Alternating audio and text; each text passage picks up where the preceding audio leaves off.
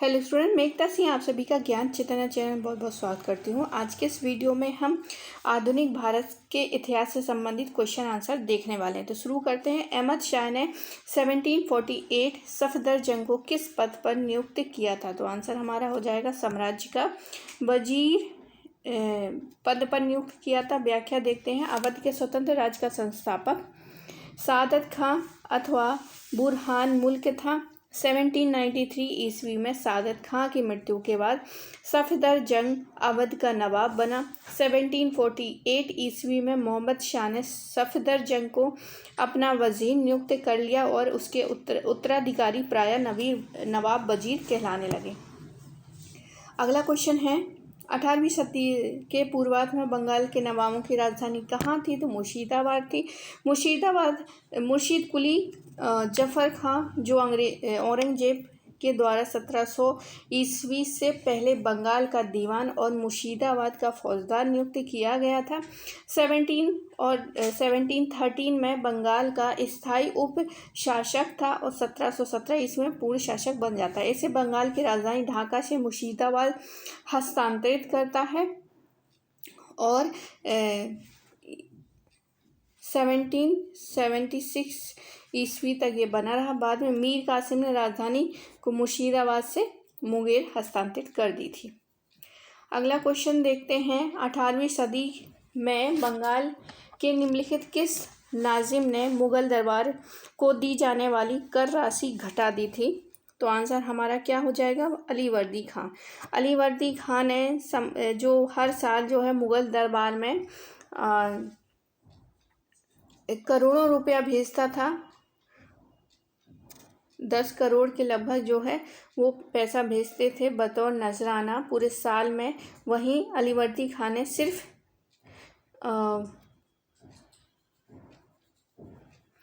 40 लाख से लेके 50 लाख तक का रुपए ही क्या है भेजते हैं। अलीवर्दी ने वार्षिक 15 वर्षों में ये तो थे यहाँ पर 10 करोड़ के लगभग, तो वो एक ये था कि 10 करोड़ का जो रुपया है वो एक साल में भरेंगे, लेकिन यहाँ 15 सालों में उन्होंने सिर्फ और सिर्फ 40 लाख या 50 लाख ही भरा, उनको दिया मुगलों को। अलीवर्दी ने वार्षिक नजराने का और भुगतान का बंद कर दिया था। तो अलीवर्दी खां ने तो बिल्कुल ही बंद कर दिया। उससे पहले जो है मुर्शीद कुली खां और शुजाउद्दीन मुगल दरबार के वफादार बने रहे और वहीं जो है अलीवर्दी खां ने कम कर दिया था। तो यहाँ पे अलीवर्दी खां कम कर देते हैं, बाद में वो बंद भी कर देते हैं। आगे है, निम्नलिखित में से व्यापारिक शक्तियों में से किसे 1717 चुंगी अदा करने की छूट दे दी गई थी? तो आंसर हो जाएगा हमारा अंग्रेज। मुगल सम्राट फारूक-सियार ने 1717 ईस्वी में एक फरमान द्वारा यह सुविधा अंग्रेजों को प्रदान किया जिसके तहत अंग्रेजों को 3000 वार्षिक कर देकर बंगाल में बिना अतिरिक्त चुंगी दिए व्यापार करने की छूट दे दी गई थी। फारूक-सियार ने इस फरमान को ओनमे ने कंपनी का मैग्ना कार्ड महान अधिकार पत्र कहा है। अगला क्वेश्चन है, निम्नलिखित में से किस दरबारी गुट ने 1719 ईस्वी में फारूक-सियार के अंत के बाद सैयद भाइयों की शक्ति को नष्ट कर दिया था? तो आंसर हमारा तुरानी अमीर हो जाएगा। मोहम्मद शाह के शासन काल में तुरानी अमीरों ने सैयद भाइयों की शक्ति को नष्ट कर दिया था। तुरानी दल का नेता चिंतलिज खां और निजामुल मुल्क था। अगला क्वेश्चन है, निम्नलिखित कथनों पर विचार कीजिए। पहला कथन है, टीपू सुल्तान ने श्रीरंगपत्तनम में स्वतंत्रता का वृक्ष जो है रोपण किया।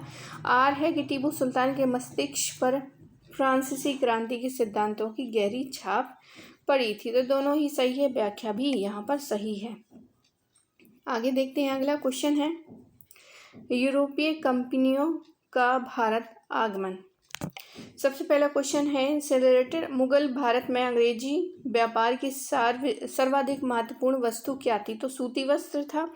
हमने इससे पहले भी क्वेश्चन किए हैं, तो उसमें भी सूती वस्त्र वाला क्वेश्चन जो था इम्पोर्टेंट व्यापार था यहाँ पर। मतलब जब भारत में अंग्रेज आए उस समय जो है सबसे हमारा महत्वपूर्ण सूती वस्त्र उद्योग था, मसालों से भी ज़्यादा। कोरोमंडल बंदरगाह में डचों द्वारा निर्यात की प्रमुख वस्तु क्या थी? तो कोरोमंडल तट से अभी हमने पढ़ा था वस्त्र, सूती वस्त्र, वस्त्र ही होगा। आगे है, भारत में प्रथम फ्रांसीसी कंपनी किसने स्थापित की थी? तो आंसर क्या हो जाएगा? कोबाल्ट हो जाएगा। कोबाल्ट। फ्रांस के सम्राट लुई, यहाँ पर जो रोमन है वो है लुई 14वां। फ्रांस के सम्राट लुई 14वां के समय उसके प्रसिद्ध मंत्री कोबाल्ट के प्रयासों के परिणाम स्वरूप 1664 ईस्वी एक फ्रांसीसी व्यापारिक कंपनी द एंड ओरिएंटल की स्थापना हुई। भारत में फ्रांसीसियों की पहली कोठी फ्रैंको कैरी के द्वारा सूरत में 1668 ईस्वी में स्थापित हुई थी। अगला क्वेश्चन है, बीजापुर के सुल्तान से गोवा को छीनने वाला प्रथम यूरोपीय कौन था? तो बीजापुर के सुल्तानों से गोवा छीनने वाला जो था वो है अल्बुकर्क हो जाता है। आगे देखते हैं, भारत में पुर्तगाली शक्ति की वास्तविक नींव जो है डालने वाला अल्फांसो डी अल्बुकर्क है। ये एक छोटे जहाजी बेड़े का नायक बना और 1503 ईस्वी में प्रथम बार भारत आया। अतः उन्होंने 1509 में वह भारत के पुर्तगीज कार्यों का गवर्नर नियुक्त हुआ। नवंबर 1510 ईस्वी में उसने अपने गोवा के प्रसिद्ध बंदरगाह पर कब्जा कर लिया, जो उस समय बीजापुर सल्तनत के अधीन था। अगला है, ब्रिटिश विस्तार एवं प्रशासन। बंगाल में प्लासी के युद्ध के पश्चात अंग्रेजों ने नवाब के पद को बनाए रखा, क्योंकि वे सोचते थे कि वह अवस्था अभी तक उनके हित में संगत नहीं हुई है। अगला क्वेश्चन है, मीर कासिम और ईस्ट इंडिया कंपनी के बीच झगड़े का मुख्य कारण क्या था?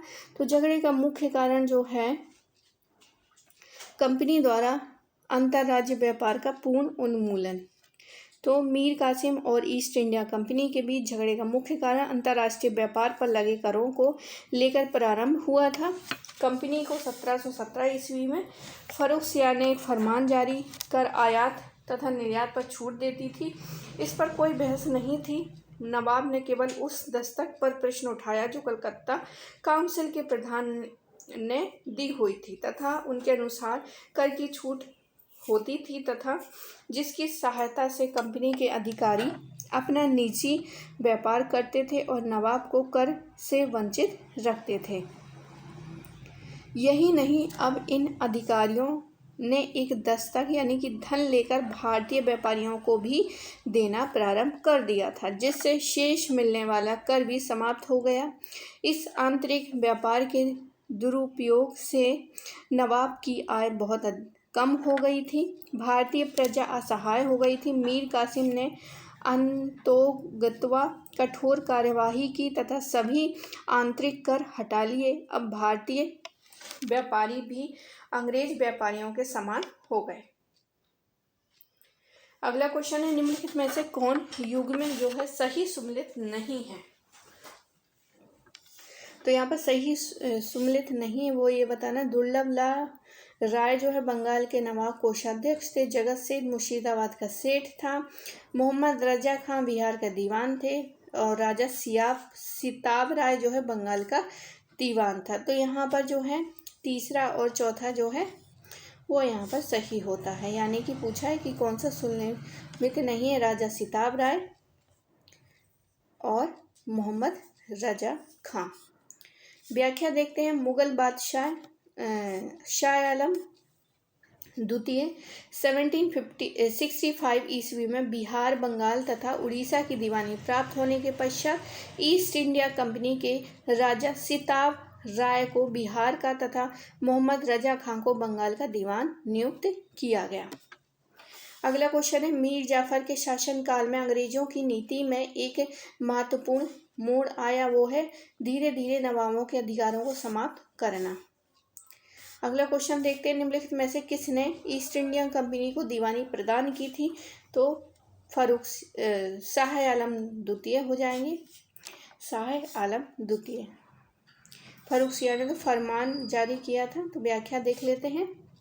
बक्सर युद्ध के पश्चात ईस्ट इंडिया कंपनी तथा मुगल सम्राट शाह आलम के मध्य अगस्त 1765 ईस्वी में इलाहाबाद की दूसरी संधि हुई। इस संधि के तहत शाह आलम द्वितीय ने ईस्ट इंडिया कंपनी को बंगाल, बिहार और उड़ीसा की दीवानी स्थायी रूप से दे दी, जिसके बदले कंपनी सम्राट को 26 लाख रुपया देगी और निजामत के व्यय के लिए 53 लाख रुपए देगी। अगला क्वेश्चन है, निम्नलिखित में से किन आधारों पर 1851 में बाजीराव द्वितीय की मृत्यु के बाद लॉर्ड डलहौजी ने नाना साहब के 8 लाख रुपए सालाना पेंशन के वादे को नामंजूर कर दिया था? तो सबसे पहले है यहाँ पर नाना साहब बाजीराव द्वितीय का लड़का नहीं था, इसलिए नामंजूर कर दिया था। बिल्कुल सही है। नाना साहब के अंग्रेजों की शत्रुओं की साठगांठ थी, ये इतना सही नहीं है। पेंशन की नामंजूरी वंशानुगत नहीं थी। हाँ, तो ये पेंशन की मजदूरी जो है वंशानुगत नहीं थी। और ये पहले ये है कि उनका ही नाना साहब जो है बाजीराव द्वितीय का लड़का नहीं था। तो ये और तीसरा क्या है यहाँ पर सही हो जाएगा। आगे देखते हैं, ब्रिटिश राज का आर्थिक प्रभाव। तो भारत में जब रेल मार्ग पहली बार प्रचलित हुआ, उसका मुख्य उद्देश्य क्या था? तो यहाँ पर मुख्य उद्देश्य था कृषि वाले खेतों को बाजार से जोड़ना। कृषि वाले खेतों को बाजार से जोड़ना। भारत में अंग्रेजों द्वारा रेल मार्ग प्रचलित कराने का तत्कालीन उद्देश्य जो है अपने उद्योग धंधों के लिए आसानी से कच्चा माल उपलब्ध कराना था और ब्रिटेन से आए तैयार माल को बंदरगाहों से देश के अंदरूनी हिस्सों में ले जाना था। रेल मार्गों द्वारा वे आसानी से कृषि वाले खेतों से बाजार से जोड़ सकते थे। अगला क्वेश्चन है, 19वीं शताब्दी के अंत में कौन सा प्रमुख उद्योग भारतीय पूंजीपतियों के हाथ में था? तो वही सूती वस्त्र उद्योग ही था। पूरी विश्व की जो चांदी है वो भारत में आ रही थी सिर्फ इसी उद्योग की वजह से।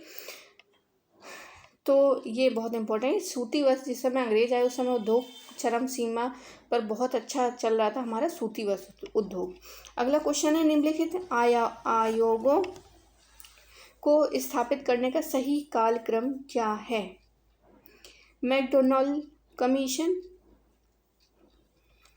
First industrial commission, first fiscal commission. 1 और 2 ही सही है यहाँ पर। 1, 2, 3 बिल्कुल जो क्रम है वही सही है। आगे देखते हैं, मैकडोनाल्ड कमीशन जो है 1899 से लेकर 1900 ईस्वी में गठित किया था। भारतीय सार्वजनिक मांग के उत्तर स्वरूप 1916 ईस्वी में फास्ट उद्योग यानी इंडस्ट्रियल कमीशन का गठन है। 1921 में फर्दर फिस्कल कमीशन यानी वित्तीय आयोग का गठन हुआ था। अब 19वीं शताब्दी की सामाजिक और सांस्कृतिक जागरण से संबंधित देखते हैं। 1861 में आगरा में राधा स्वामी सत्संग की किसने स्थापना की थी? तो आंसर हमारा हो जाएगा स्वामी शिवदयाल सिंह। स्वामी शिवदयाल सिंह। 1861 ईस्वी में श्री शिवदयाल सिंह महाराजा ने आगरा में राधा स्वामी सत्संग की स्थापना की थी। शिक्षा के क्षेत्र में उस संस्था ने महत्वपूर्ण कार्य किए। इसके सिद्धांत थे कि ईश्वर पूर्ण है और उसे योग तथा तपस्या से प्राप्त किया जा सकता है तथा गुरु ज्ञान सत्य और ईश्वर का अवतार है।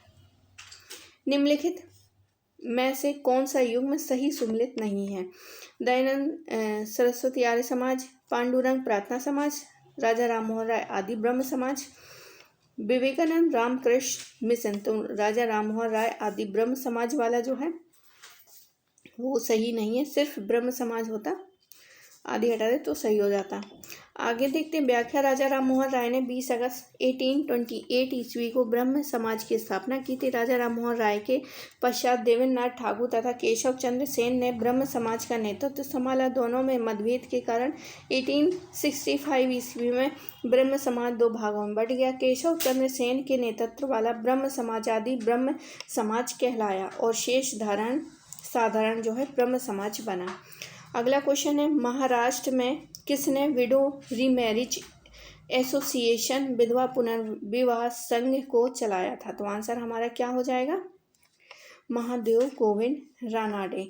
महादेव गोविंद रानाडे ने महाराष्ट्र में विडो रीमैरिज एसोसिएशन की स्थापना की थी तथा उन्हीं के प्रयत्नों से दक्कन एजुकेशन सोसाइटी का भी जन्म हुआ था। अगला क्वेश्चन है, आर्य समाज की स्थापना कहाँ हुई थी? तो बम्बई में आर्य समाज की स्थापना हुई थी। 10 अप्रैल 1875 ईस्वी को स्वामी दयानंद सरस्वती ने पहले आर्य समाज की स्थापना डॉक्टर मणिक चंद्र जी की वाटिका मुंबई में की थी। तदुपरांत लाहौर में इसका प्रमुख केंद्र शुरू किया और धीरे धीरे इसकी शाखा ये संपूर्ण उत्तरी भारत में स्थापित की जाने लगी। आगे देखते हैं,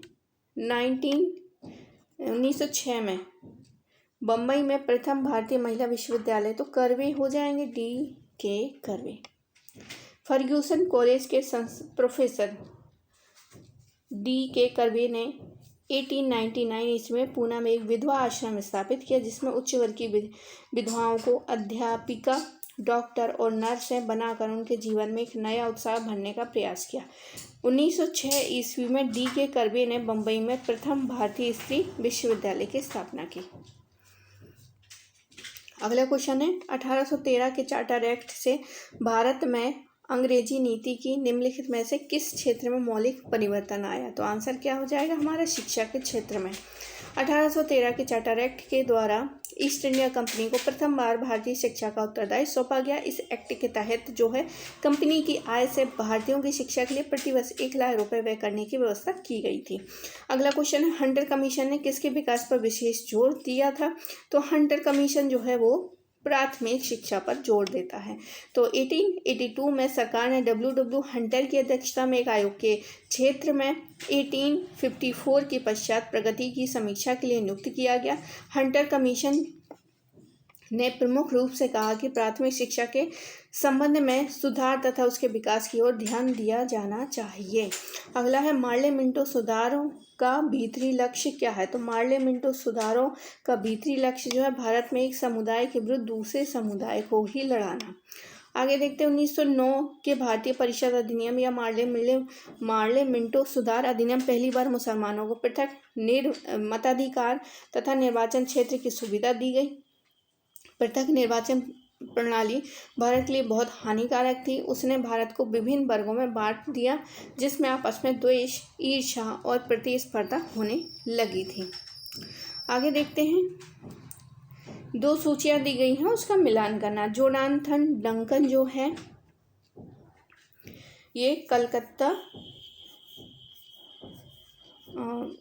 जोनाथन डंकन हो गए। सर विलियम जोन्स जो है एशियाटिक सोसाइटी ऑफ बंगाल हो गए। Warren Hasting Hindu college Calcutta, ये हो गया Jonathan Duncan. William Bentinck Warren Hasting का कलकत्ता मदरसा। तो यहाँ पर क्या है, ए ऑप्शन में 4 है।